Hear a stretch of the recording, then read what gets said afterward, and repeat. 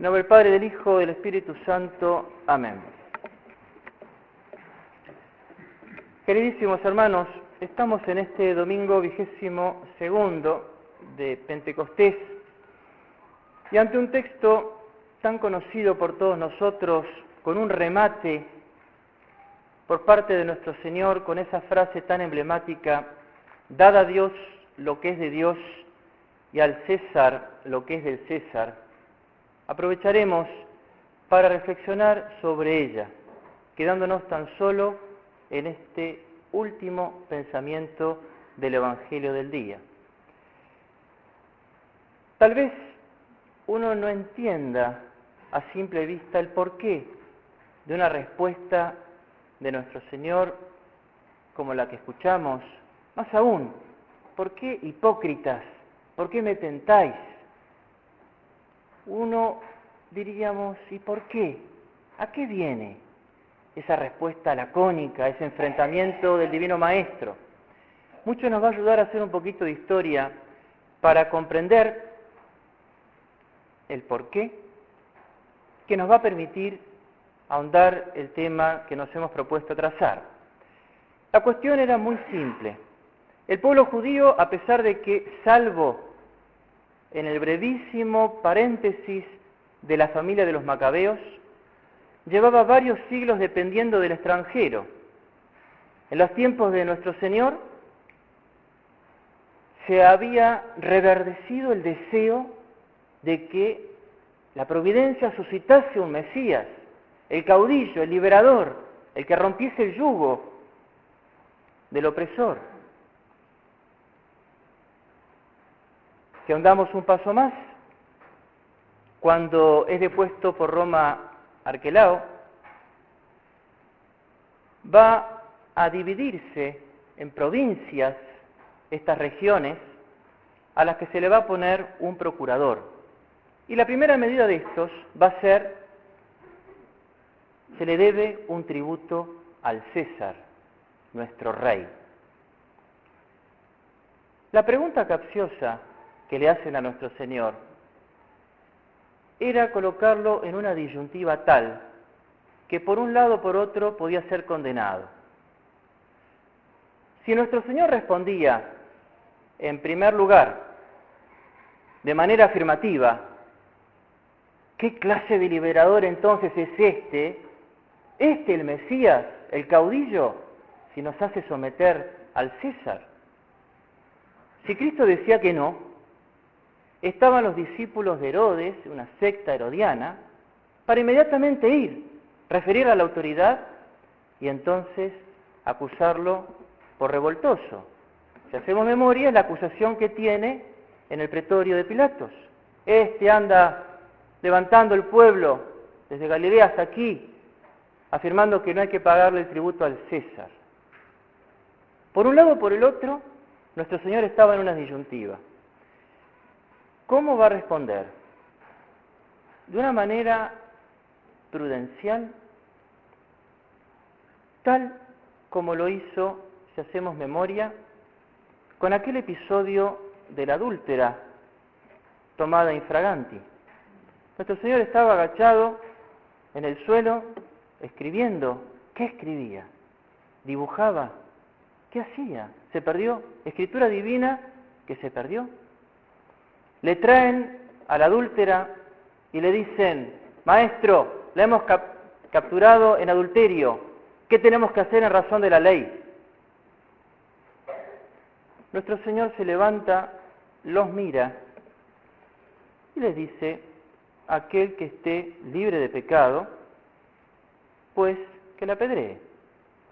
Se agacha, los inhibe y sigue dibujando en la tierra.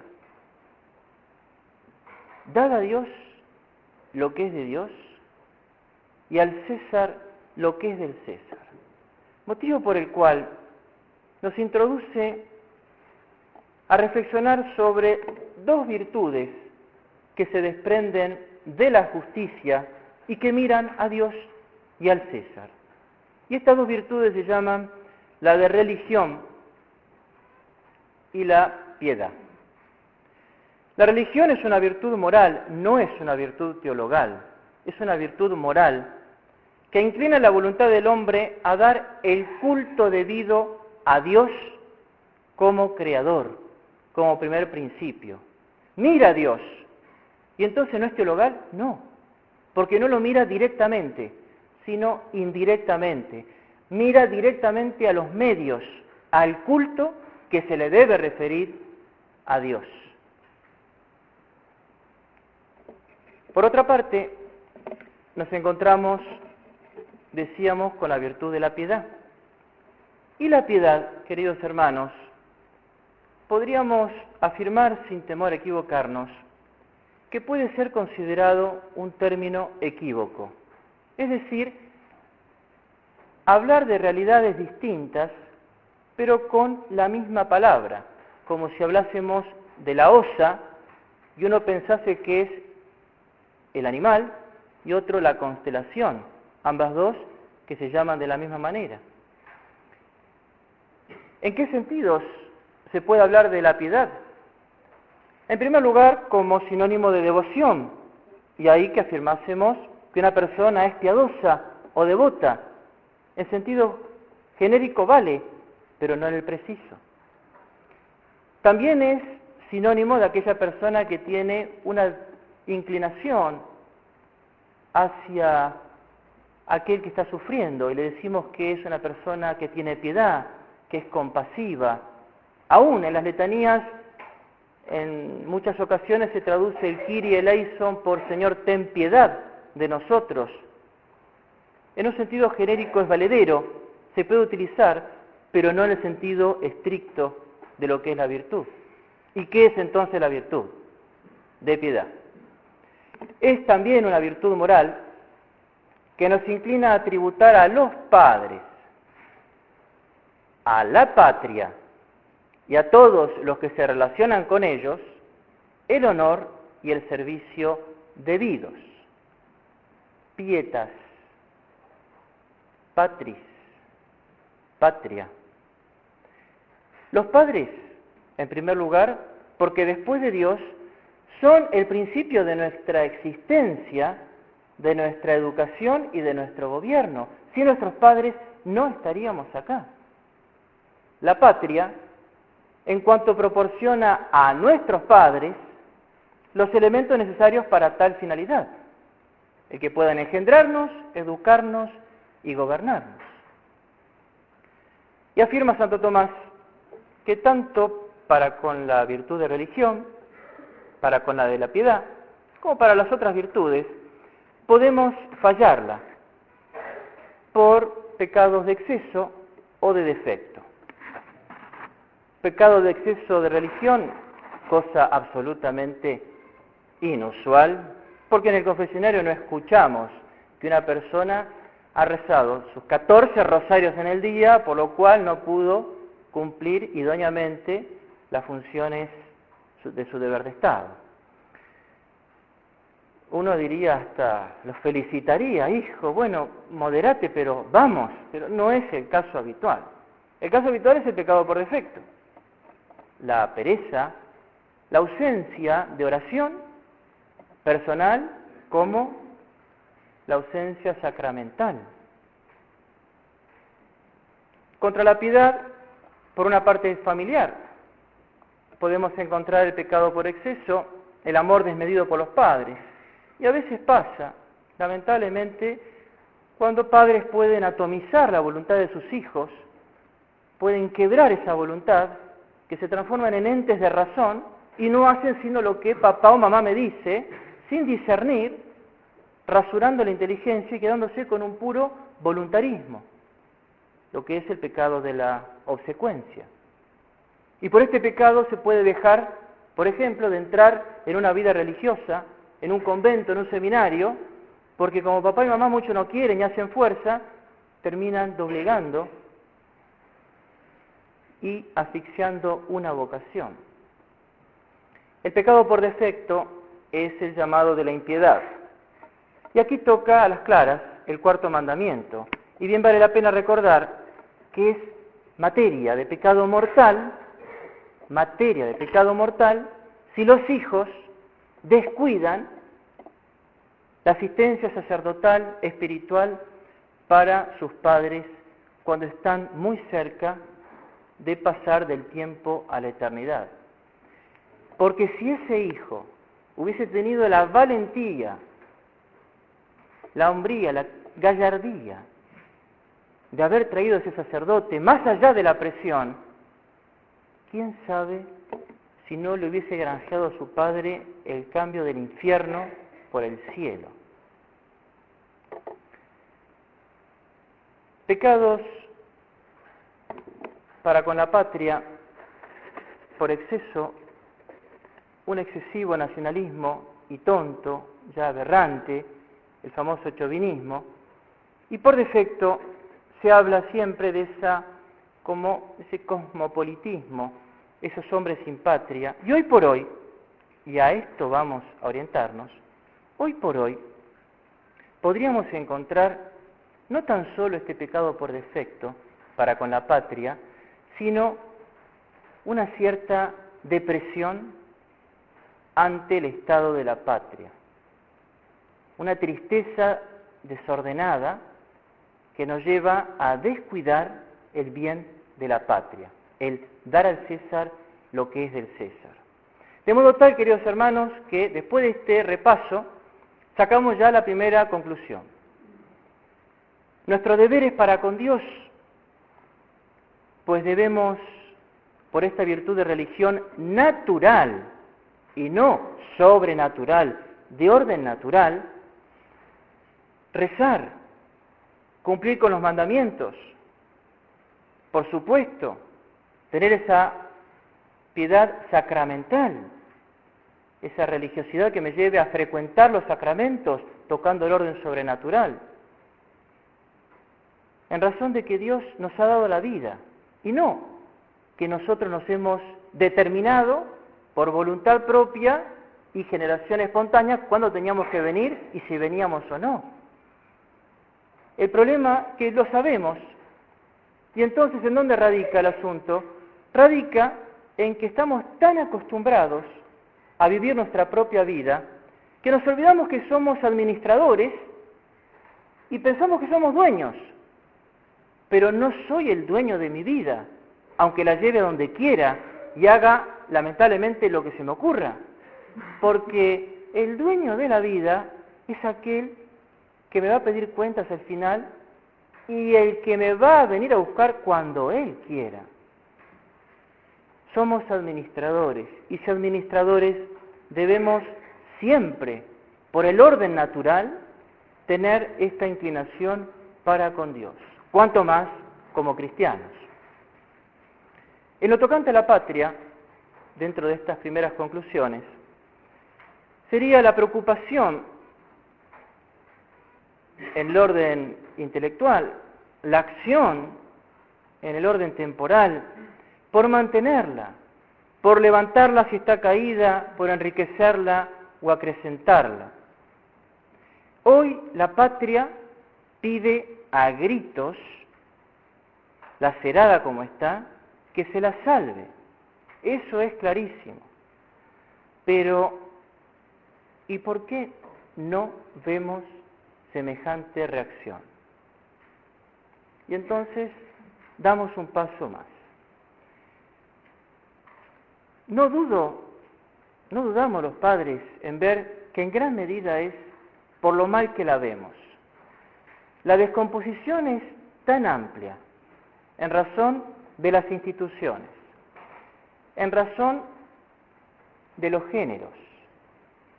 Vemos derrumbarse la sociedad como un castillo de arena. Vemos que los principios ya parecen estar diluidos y no existir.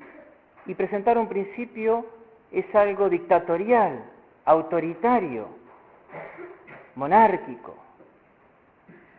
Que entonces, ante tal descomposición, surge la pasión, como es previsible, de la tristeza. Nuestro Señor llora cuando ve proféticamente la ciudad santa destruirse. Pero nos quedamos en este orden natural. y no tenemos y perdemos la visión sobrenatural de las cosas. Si nos quedásemos en el orden natural, es claro que habría que encerrarse y esperar el momento que Dios nos venga a buscar. Pero esa no es ni la realidad ni la actitud que debemos tener, ni mucho menos. San Pablo dice que debemos tener y estar in spe contra spem. La esperanza siempre en juego, in spe contra spem, poniendo la esperanza en Dios contra toda esperanza humana. De modo tal que, aunque esté mucho peor de lo que nos imaginamos la sociedad y la patria, no por eso estaríamos justificados a bajar los brazos y a quedarnos en una actitud puramente pasiva, como si estuviésemos ya rayando los episodios finales del Anticristo o del Apocalipsis. No estamos viviendo, en primer lugar, en ese punto. La prueba es evidente, aunque algunos puedan sostener de que ya estamos. Es cuestión de a ver cuándo va a aparecer el Anticristo, porque en cualquier momento sale. Podrá salir, no lo creo ahora, pero la realidad de hoy no es, porque en ese momento ustedes no van a poder venir a misa, y yo no voy a poder abrir la capilla, y no se van a poder trasladar como hoy, ni manifestar como católicos, porque va a pasar lo que pasó con los cristeros en México, que el sacerdote hasta tuvo que dejar la sotana, haciéndose pasar por un simple seglar, por lo que fuese, para poder asistir a las distintas familias. Pero esa no es nuestra realidad hoy. Hoy no vivimos en ese punto. Por supuesto que nos orientamos hacia, pero no confundamos las realidades, porque si no, entonces las consecuencias son nefastas. Si yo ya en la cabeza estoy equivocado en el objeto a considerar. Estamos lamentablemente yendo hacia ahí, pero no estamos ahí. Y si estuviésemos ahí, pongámosle, ya estamos bajo el Anticristo. Pongámosle, total, para juguetear en el orden intelectual no se nos impide. Por eso, ¿yo tendría que cruzar los brazos? ¿Encerrarme y esperar la muerte? Eso no es católico. Ese espíritu no es el de Dios. ¿Por qué? Porque ese es signo de que he perdido la esperanza sobrenatural en Dios, y que Dios es Dios y que puede cambiar las cosas. Pensarlo así es pensar con una fe natural, ver las cosas en la chatura horizontal de lo puramente humano. Es quedarme con esa esperanza de los medios que yo pueda realizar, la autosuficiencia personal, lo que yo puedo o no puedo, mis amigos qué podrán hacer. Y Dios se ríe, y Dios se ríe de nuestros pensamientos. Así como se rió en la época de los reyes, cuando los israelitas tuvieron que enfrentar un regimiento numerosísimo, y ante la duda de quiénes eran los que iban a combatir, Dios desde el cielo les dice, vayan a tomar agua, que los hombres vayan a tomar agua e hidratarse. Y cuando estaban hidratándose, resultaron ser que habían 400 de entre los miles de los judíos que no tenían la habilidad para saber tomar agua en el río. Esos inútiles fueron los de la gesta de Gedeón. Pero uno diría, 400, padre, si fuésemos 400, caramba. La reseña histórica con la que empezamos estas palabras. ¿Cuántos eran los macabeos que lograron romper con el yugo, restablecer el culto y animar al abatido pueblo, a esa nación, luchando por la patria y la santa religión, como fue el lema de ellos? ¿Cuántos fueron? Una familia, un Matatías y sus pocos hijos. Pero claro, estaban incendiados, enardecidos por las cosas de Dios, y una familia fue suficiente para lograr lo que miles de otros no hubiesen podido. Dios se ríe del número. Sigamos. Antiguo Testamento, Padre. Bueno, si vamos a hablar de esa época, hasta Dios abrió el Mar Rojo, las 10 plagas de Egipto, claro.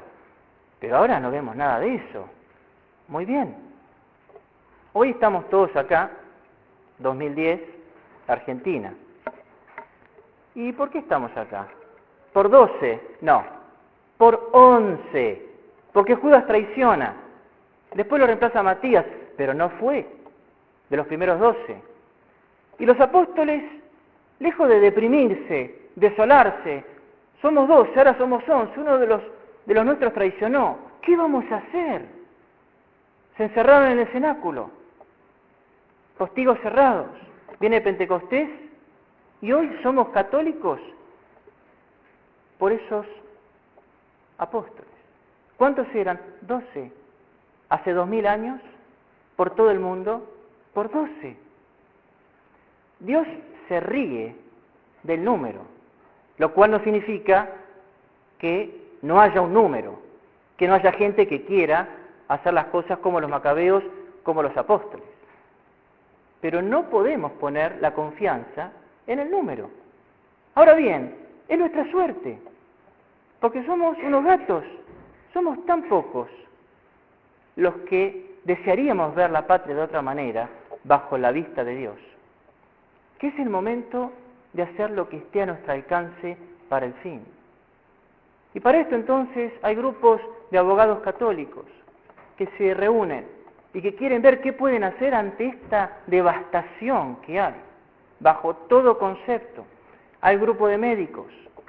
Y para los que no tienen ningún grupo, porque no son médicos, no son profesionales, tal vez es un pobre portero, tal vez es un mecánico, tal vez es... ¿Qué importa? Pues estamos queriendo formar un grupo de laicos decididos para, quién sabe, si no serán los que puedan hacer la gesta que nuestra patria está esperando. Claro, qué fenómeno, me encantaría. Pero, Padre, no pasa nada. Nosotros, con esa mentalidad derrotista, los apóstoles no hubiesen hecho nada. No, se nos fue Judas. ¿Quién va a hablar? Y Matatías se fue al desierto a esconder con los que lo quisieron seguir, y de ahí empezaron. No, ¿y yo qué voy a hacer? Viejo como soy, anciano, yo no voy a poder nada. Dios se rió del número, como se va a seguir riendo si estamos decididos y somos generosos a sudar nuestra fe católica. Estamos formando ese grupo, 40 hombres han venido, 30 hombres es el promedio en cada una de las reuniones, a ver si se puede hacer algo más. Ayer sábado tuvo lugar una pegatina, algunos carteles también se pegaron acá enfrente, por muchos lugares. 20 decididos vinieron. Quiera Dios que la próxima pegatina no seamos 20, seamos 30, y la próxima 40, 41, 39, 10, no importa, pero que estén los 10, que quieran hacer las cosas. De modo tal, queridos hermanos, de poderle dar a la sociedad lo que le falta.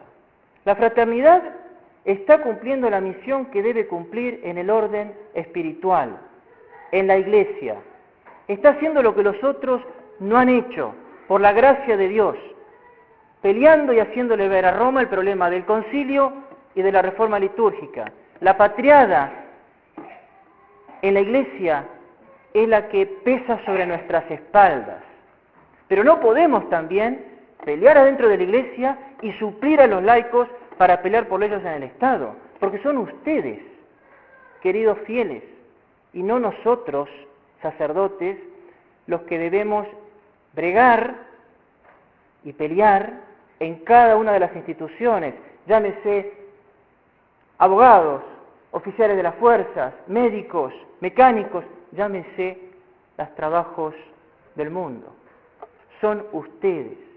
Y como decía León XIII, cuando se derrumba la sociedad, hay que unirse, aunarse, formar grupos para mancomunarse y poder pelear. Y muchas veces les digo, como hemos visto, con buenos ojos, hay grupos que pelean, por ejemplo, por el aborto, y van a bregar en contra del aborto, y está muy bien, pero cuando vemos las razones, nos apena la vergüenza por hablar, de decir las cosas como son. No basta con afirmar que el aborto va contra el 5.º mandamiento, que es una injusticia que clama al cielo, porque es un ser inocente e indefenso. ¿Quién habla de que se pierde la eternidad y que va a ser un alma que no va a poder ver nunca a Dios y que va a estar en el limbo y que no ha sido ordenado al orden sobrenatural? Por eso viene la excomunión. ¿O no es necesario, hasta para mover los corazones de más de un dormido, aprenderse en la causa, aún de cosas que tocan el orden natural, como pasó con los homosexuales, que tan solo porque son raritos, ¿acaso no se van a condenar y se van a ir al infierno? ¿Y quién habla de eso?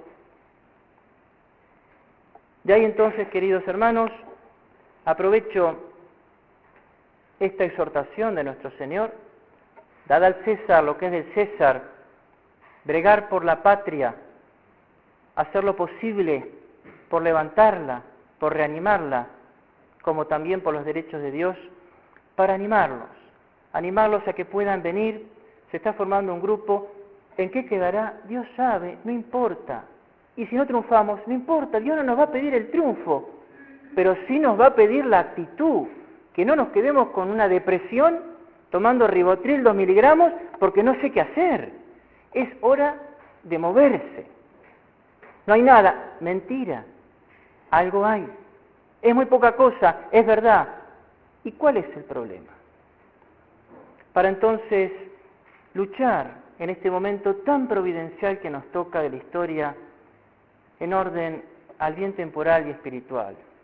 Y si no tengo ganas, ni me preocupa la patria, ni me preocupa la iglesia, al menos, pues, no critiquen.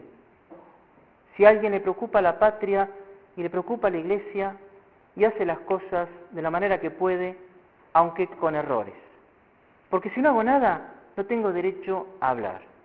Pero como no es el caso de los nuestros, aprovecho para invitarlos. No dejen de venir a estas reuniones y quiera Dios y María Santísima que el Señor nos haga ver en la cabeza, en la inteligencia, nos dé esa fuerza, en la voluntad, para poder dar a Dios lo que es de Dios y al César lo que es del César. Ave María Purísima.